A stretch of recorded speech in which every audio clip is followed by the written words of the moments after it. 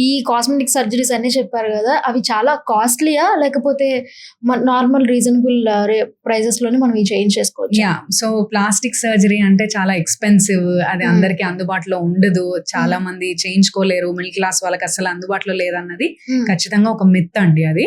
So, multiple surgeries నేను చెప్పినట్లు ఇప్పుడు ప్లాస్టిక్‌లో కాస్మెటికే కాకుండా రికన్‌స్ట్రక్టివ్ సర్జరీస్ ఇవన్నీ ఉన్నాయి గదా! Majority of the surgeries are covered under insurance. అదొకటి.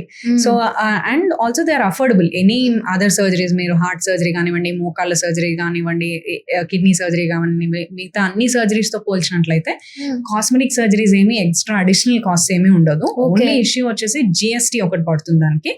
That's the only issue. 18% GST ఉంటుంది. But otherwise they are pretty much affordable. అందరికి అందుబాటులోనే ఉంటాయి.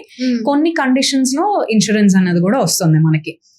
ప్యూర్ కాస్మెటిక్, ఈ బోటాక్స్, ఫిల్లర్స్, బ్రెస్ట్ ఇంప్లాంట్స్ అలాంటి వాటికి లైపోసక్షన్ కూడా ఇన్సూరెన్స్ రాదు. బట్ స్టిల్ అఫోర్డబుల్ గానే ఉంటాయి అన్నమాట.